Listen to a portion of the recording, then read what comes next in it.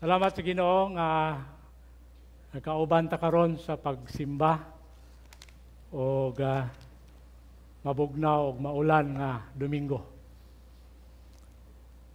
Akong basahon ang scripture passage karon nga kabuntagon sa Isaiah chapter 6 verse 1 to 8. Isaiah chapter 6 verse 1 to 8. In the year that King Uzziah died, I saw the Lord. He was sitting on his throne, high and exalted, and his robe filled the whole temple. Around him, flaming creatures were standing, each of which had 6 wings.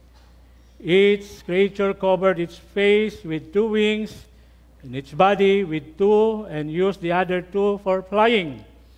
They were calling out to each other, Holy, holy, holy. The Lord Almighty is holy. His glory fills the world. The sound of their voices made the foundation of the temple shake, and the temple itself became filled with smoke. I said, there is no hope for me. I am doomed because every word that passes my lips is sinful. And I live among a people whose every word is sinful.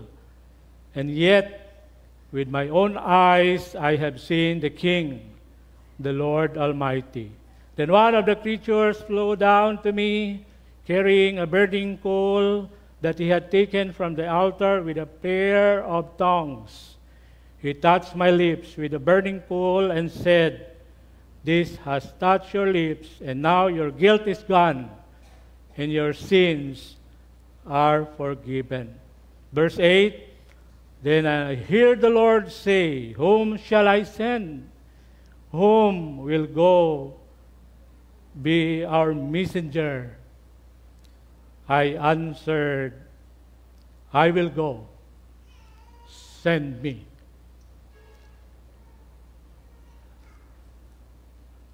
Sa dili pa ko magpadayon mo, asoy usa ako sa gamayng istorya sa akong kinabuhi. Kaniadto wala man gyud ko mangandoy nga magpastor, at tinuod lang.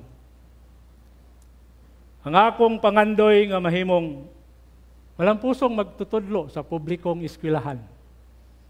Kay mao man ang kasagaran akong mga uyuan ug iyaan nga mga propesyon.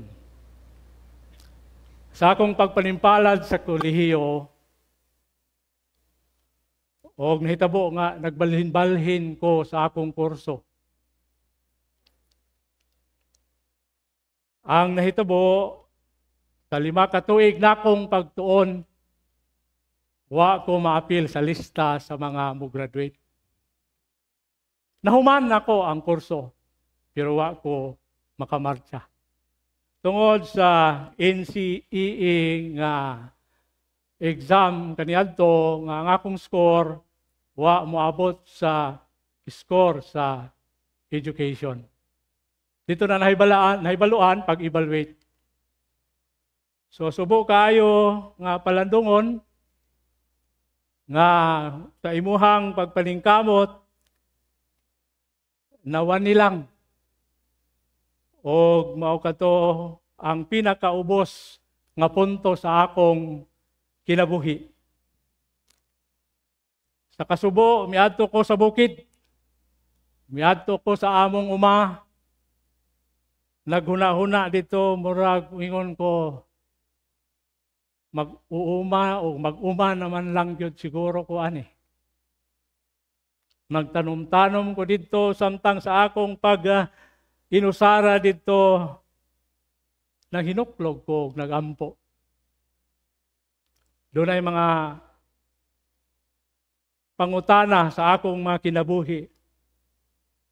Gi-isolate na ako ang akong kaugalingon, gibiyaan na ako ang akong mga responsibilidad, kay leader man ko niadto sa young people, kay pastor kid lagi, leader ko sa circuit, young people sa zone, presidente ko sa district, opisyalis ko, gibiyaan ako na tanan.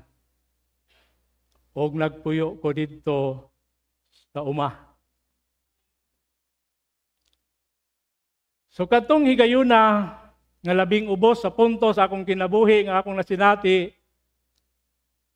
ituohan nako nga paghinagbo sa Dios kanako. An encounter with God. Usa ka mahinungdanon nga panagtagbo sa Dios. Nagampo ko, Ginoo, ikaw na ang akong paminawon. Ikaw na ang akong sundon. Although nag-alagad, although naghimo kong active sa mga young people, pero doon ako'y agenda sa akong kaugalingon. Og nag-istorya ako sa Ginoo, dad ako kung asa ka gusto. Paglabay sa mga bulan o tuig, nahibulong na lang ko nga muadto ko og Ebenezer. Anyway, katong akong pag-adto sa Ebenezer, nag-adto ko nga akong lamang nag-inusara, kasagaran man ko na mo eskwela, ihatod yun na sa parents, ihatod sa igsuon, pero ako lang nag-decide. Ug jutay lamang ang akong salapi, higo lang pang-enroll nako sa first semester. Sukad ni adto determinado nako. Mao na gyud ni ang plano sa Ginoo. Determinado ako muhuman sa matag higayon nga dunay mga babag sa akong eskwela, sa akong paglakaw, pag-journey, akong ginahinumduman kanunay nga ako nang gisurrender sa Ginoo. Ako nang gitugyan, ako nang gisalig sa Ginoo, ang akong kinabuhi, ang akong plano, ug magbarog ko nga malig-on ug dili na gyud muundang mubiya kaniya. Actually, dito ko sa Ebenezer, after 2 years, itawagan ko sa USET. Gi-appeal na ko sa listahan nga mo graduate. Tungod ni Senator Rocco nga gi-abolish niya ang NCEE exam. So nahuman ra gyud gihapon di ay na. Pero temptation kay ito, hindi na ako mabalik Ebenezer. Graduate naman ko. Pero ang akong pakigsaan sa Ginoo, I will serve Him. Malagad ko. Hikalagig soon. Ang Diyos magapadayag, makigsulti, makigtagbo sa iyang kagalingon, sa lain-laing mga pamaagi. Ngadto sa tanang tao. Sa Hebrehanon 1:1, nag-ingon ang pulong sa Diyos. Sa karaang panahon, ang Diyos makadaghan o magkalain-laing paagi, misulti sa atong mga katigulangan. Take note, nagkalain-laing paagi.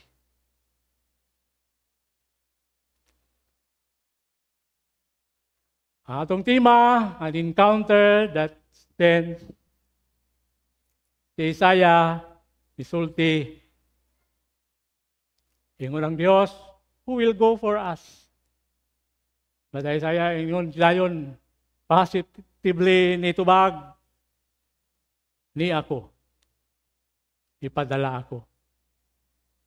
Sa encounter ni Isaiah, experience ni Isaiah, we can understand the proper response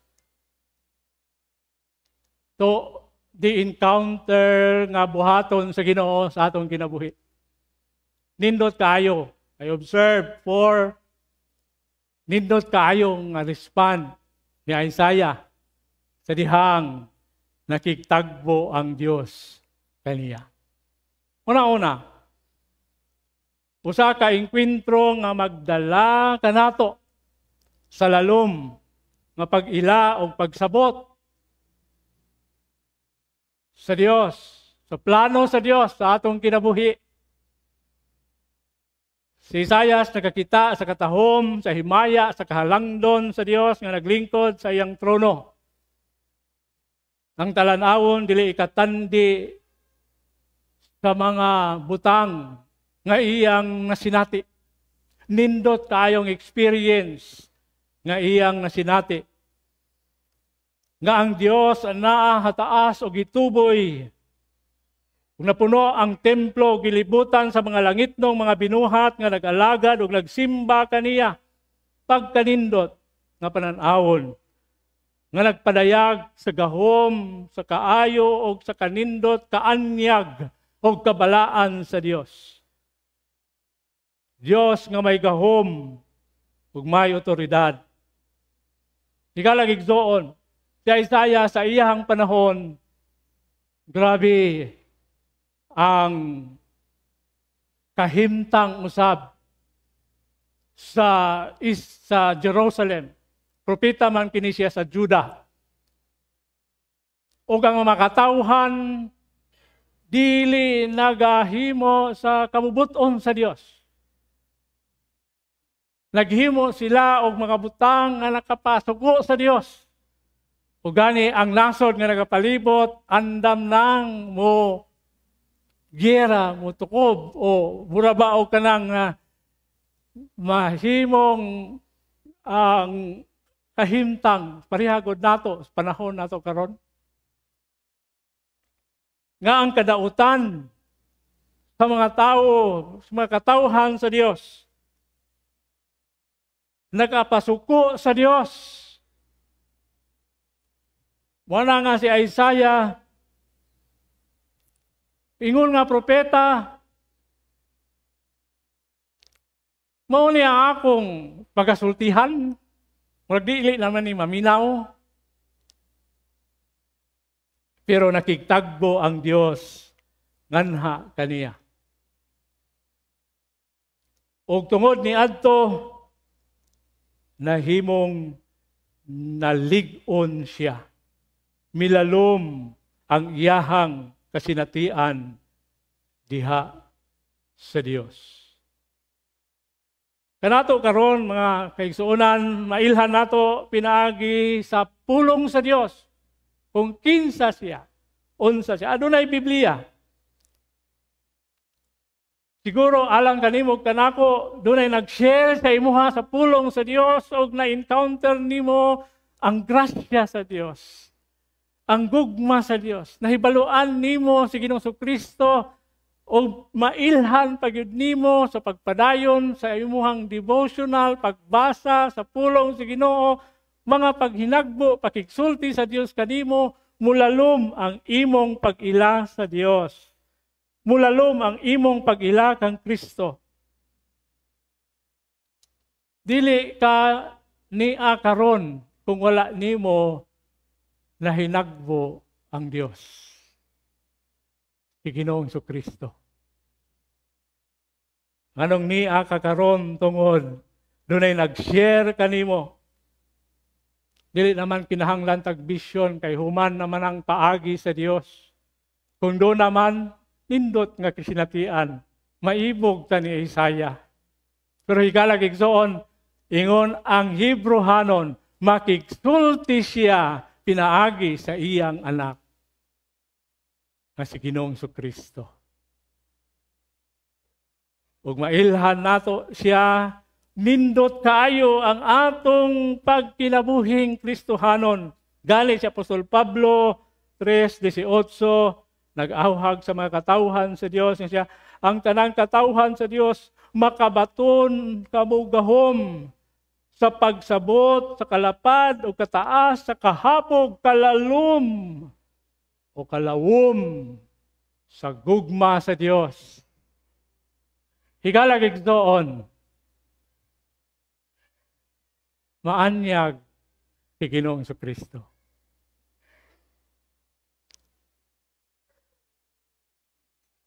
pagkanindot o pagkamaayo gayud niya.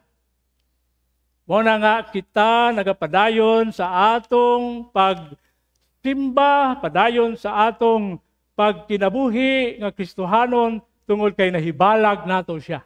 Na-encounter nato siya. Ug moadto ta sa ikaduha nga nagkahitabo sa kinabuhi sa tao sa dihang mahinagbo niya ang Dios.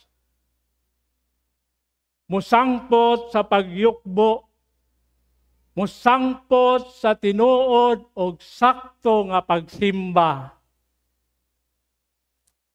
Ang mga langit nung binuhat, misimba sa mahimayaon nga Dios, atubangan sa presensya sa Dios, diha sa trono sa Dios, og nag-ingon, nagpahayag, balaan, balaan, balaan ang Ginoo nga makagagahom. Ang tibuok yuta na puno sa iyang himaya. Higala igsoon bisan pag unsa ang kahimtang sa atong kalibutan, sa atong nasod, ang himaya sa Dios. Anaa makita gihapon. Ang gahom sa Dios, ang otoridad sa Dios, anaa, He is still on the throne. Siya sa gihapon ang makita nato. Usahay bitaw murag subo, discourage ta, mo tan-aw sa atong palibot, sa atong cellphone, nga mo pop up nga mga news. Ikalagigsoon, dili makatandi ang himaya sa Dios. Unang musimba ta. Nganong naata dinhi, dili lang kay nasinati nato ang kalalom sa atong pag-ila sa Dios, kundi nakita nato, nasabtan nato nga siya sa gihapon, Dios nga magpabilin alang sa tanang mga katawhan nga magkinabuhi diha kaniya. Walang mato ko sa ikatulo. An encounter that leads to sincere repentance.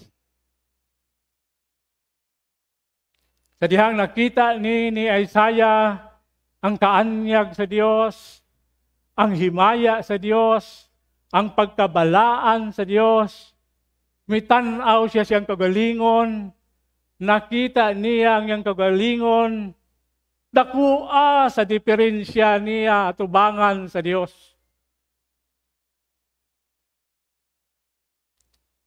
Si Isaias miila sa iyang kagalingon nga makasasala. Pagka makasasala gayod sa ubang translation, nagaingon nga nagminatay siya siyang kagalingon. Woe to me! Alaot ako! Malaglag ako! Kay ako usa ka tawo nga mahugaw. Mahugaw og mga ngabil. Ug ako nagpuyo sa taliwala sa usa ka katawhan nga mahugaw usap og mga ngabil.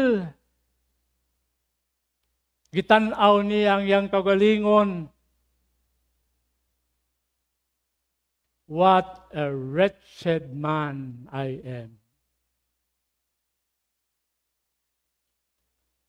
Ang nakaila pag-ayo sa Dios, ang adunay sakto nga pagsimba diha sa Dios, mahinulsulon siya nga tawo atubangan sa Dios. Usahay kita mga tao, mutandi gani ta kang David, murag mas maayo pa man ko ni David. Oh, grabe gito si Haring David. Katong iyang gibuhat, kang Batsiba, katong iyang gibuhat sa bana ni Batsiba, uy, murag maayo pa ko niya, no?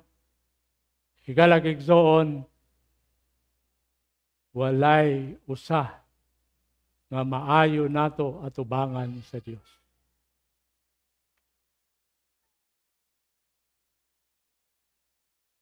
Mao gani nang girebyok ni Ginoong Kristo katong usa ka dato nga miduol kaniya nga nagingon good teacher.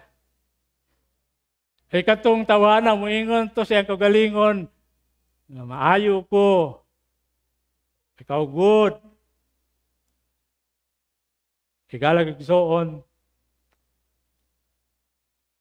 ang tinuod nga nakasinati sa gahom sa Dios, nakakita sa kaanyag sa Dios, mahinulsulon nga tao o Kristohanon. Nakanindot kang David, gitawag siya nga man after God's own heart, tungod kay mahinulsulon siya nga tao sa Dios. Sa iyahang paghinulsol, sa iyahang pagkadili hingpit, atubangan sa Dios, sa pagkabalaan sa Dios, gihikap sa Dios si Isaias.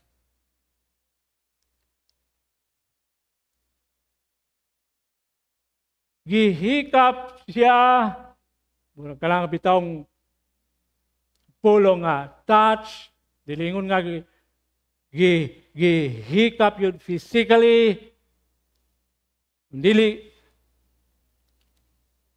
gikaluyan ang grasya o ang gugma sa Dios, midagayday gikan sa trono sa Dios. Kanunay ang grasya anaa igsoon, alang niadtong mahinulsulon nga mga makasasala. Hinumduman nato nga si Ginoong Kristo, mibiya sa iyang trono, mikanaog siya, og mituman sa kagustuhan sa Amahan, aron lang yun tandugon kitang makasasala. Aron lang yun makig-uban kanato, nakig-uban sa mga katawhan, sa mga disipulo, aron makahikap kaniya, ug siya makahikap usab sa mga tao. And that is what it means God touched the people. He left the splendor of heaven. Mikanaog siya aron lamang mahugasa ng atong sala dito sa cross, sa Kalbaryo. Gikaluyan ang grasya ug ang gugma sa Dios na sinati nato. Sa dihang na-encounter nato ang Ginoo. Sa dihang nadawat nato si Ginoong Kristo, sa dihang nasabtan nato ang tumong og tuyo og plano sa Dios sa atong kinabuhi. Mudagayday ang grasya o kaluoy sa Dios. O kini nagbulagway kang Ginoong Kristo, nagibiyaan niya ang langit, mikanaog siyang trono, aron lamang pag-ula sa iyang dugo, paghugas sa atong mga sala. An encounter that leads us to repentance. Pagkamaayo gayud sa Dios. Pagkabuutan gayud sa Dios. Bisan unsa kalayo, itong awit nga, unsa man kalayo ang langit, gugma mo, miabot nganhi kanamo. Sa katapusan, dili lamang miresulta sa paghinulsol, dili lamang miresulta sa pagsimba, dili lamang miresulta sa lalom nga pakigsinati o pakigrelasyon diya sa Dios, enkwentro nga muhatod kanato sa pag-respond positively sa tawag sa Ginoo. Nindot kaayo ang nahitabo kang Isaiah. Ano makaingon ko, positive yun ang iyahang tubag. Pinasinati man niya, nakasabot man siya. Ug nahatag niya, ug natugyan niya ang iyang kinabuhi diya sa Ginoo, ug nag-angkon siya nga usa lamang siya kaabog. Usa lamang siya kabinuhat sa Dios, ubos sa anghel. Pero gihuna-huna o giatiman siya sa Dios. Unsay tubag ni Isaiah sa dihang niingon ang Dios, who shall go for us? Kinsa man ang akong ipadala? Kinsa man magpabilin ani karon nga magdala sa mensahe, nga mag-adto sa mga katawhan, mag-warning, repent, balik kag sa Ginoo, itugyan diya sa Ginoo ang atong pagtalig, ang atong pagtuo, ang atong pagsimba kay kaning mga katawhan sa Israel o sa Juda. Dila namang gisimba ang mga Diyos sa ubang mga nasod. Wa naman sila muila sa Ginoo nga ilang Dios o kini mo ang tahas ni Isaiah. Who will go for us? Kinsa man atong ipadala? And remember nako sa dihang dito nako sa Ebenezer internship, ang mga linya dito sa mga estudyante, Lord, send me everywhere except Hulo. Mamang gina ang mga linya, ang among ang kasagaran nga gihimo sa commissioning, wa gyud ka kabalo asa ka ipadala. Kay ang mga committee lang nag-arrange kung asa ka ibutang. Wala nga nag-ampo gyud ang mga estudyante. Asa ka kuani, Lord, kanang ibutang lang ko sa dapit nga pabor sa kuha, mamang yun na. Sabi ninyo, nahimo nga ang akong assignment yun sa commissioning, dito ko ipadala sa Batak, Ilocos Norte, mana? Sa lugar pag daw na ni Marcos. Batak. Pagtanaw na ko sa kwan, Batak, Ilocos. Pero may na lang, madayon dito, sir. Gibalhin ko sa Laguna. Saon pag Ilocano na ko ato dito, nga di man ko Ilocano. So nabalhin ko sa Ilocos. And after graduation, asa ko gipadala sa Ginoo, Basilan. Nga human sa katong Abu Sabaya nga naghilom-hilom na. Naay mga Marines dito. O sa kagabi, nisuksok ko ilalom sa katri perting kuruga kay nagbuto-buto ang palibot. Niingon ko, ani man di ding lugara. Pero sabi ninyo, katong buto-buto, ilalan na itong signal nga naisunog. Sa ako, gira na ang akong huna-huna. Manay galag igsoon, kung kita makasinati na sa mga enkwentro sa Dios, o magkalalom ang atong relasyon diha sa Ginoo, masabtan nato ang plano sa Dios, ang atong masulti kung ang Dios magtawag ni ako, o Dios. Gamita ko, ipadala ako. Adunay himno nga ginaawit namo nga niadto nga nagaingon. Amot kabalog yun mo siguro pod ani. Ang unang verse ingon siya, gamita o Ginoo ko ang kinabuhi ko alang sa katuyuan mo o kabubuton mo. Ginoo, ipadala ako sa nagakinahanglan kanimo. Ani ana andam ako sa pagtuman sa kabubuton mo.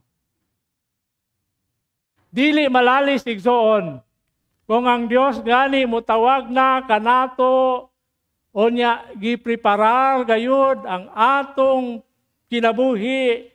Doon nalay nindot kaayo nga imong kasinatian diha sa Dios, sa dihang gidawat nimo si Ginoong Kristo, nagpadayon kita sa pagbasa sa pulong sa Dios, nagpadayon kita sa fellowship, nagpadayon kita sa pagsimba, makita nimo ang kanindot sa Dios, ang himaya sa Dios, ang kaanyag sa Dios, ang iyang kaayo ngayang gugma, ang pagtawag sa Dios sa diha sa buluhaton, diha sa panirbisyo, dili siya lisod. Dili siya makabalibad. Positively moingon, yes Lord, yes Lord, I will go. Tungod kay na sinati nato pag-ayo. Ug nahibaluan nato pag-ayo. Kung kinsa og unsa ang Dios, ug kinsa og unsa usab kita, nga makasasala nga gikaluy-an lamang gipasaylo gihimo nga angayan at tubangan sa Dios.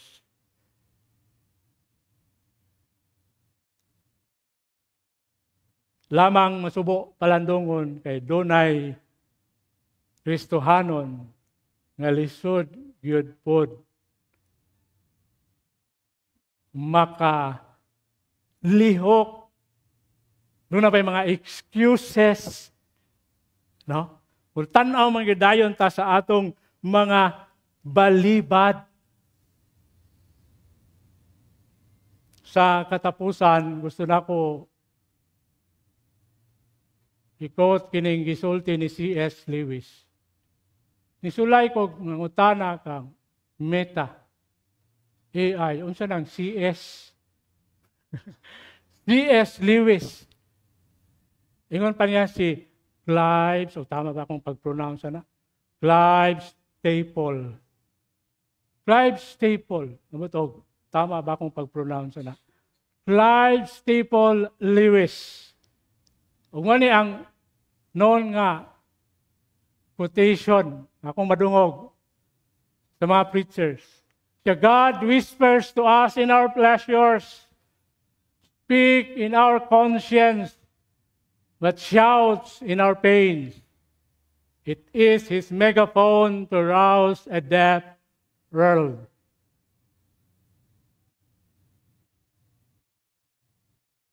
Usahay, gamiton sa Dios ang megapon.